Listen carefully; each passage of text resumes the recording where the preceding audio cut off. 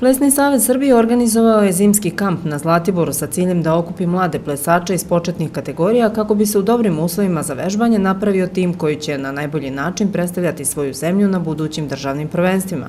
Nakon kampa prva provera bio je rating turnir za sve kategorije u sportskom plesu organizovan u Čajetinskoj sportskoj dvorani. Sportski ples misli isključivo na dve kategorije plesova, to je na dve vrste plesova, latinoamerički i standardne.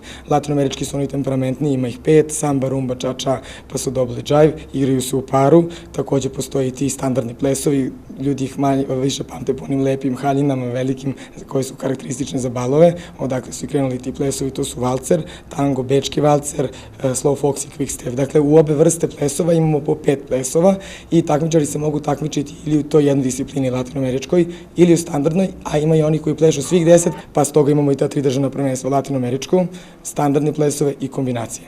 Takođe imaju i svetska prvenstva i evropska prvenstva takođe u tim disciplinama. Sad, za sportski ples, kažem, više nije samo taj latinoamerički i standardni plesovi, već podrazumeva i ove modernije plesovi. Prošle godine smo imali potpisivanje gde su se svi savezi nekadašnjih modernih plesova pridružili jednom jedinstvenom, odnosno Plesnom savezu Srbije. Na sajtu Plesnog saveza Srbije svi zainteresovani roditelji mogu se obavestiti o najbližim licenciranim školama plesa gde mogu upisati svoju decu, a najpovoljniji period za to je kada napune 6 ili 7 godina. Od 6. godine, 7. je sasvim u redu da dete krene i onda će ispoštovati i proći sve te kategorije koje su osmišljene da bi se kroz neke nivoje pratio njihov razvoj, odnosno da bi se kroz nivoje usavršavali. Tako da od 6. godine je najbolje. Ja sam recimo od 7. godine krenuo i ispoštovao sve to i zato i ja sam na kraju postigao te neke rezultate kojima se ponosim.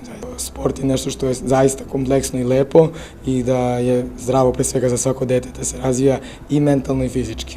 Ono što raduje zaljubljenike u ples, a nada sve same igrače, jeste odluka da sportski ples bude uvršten u olimpijsku disciplinu.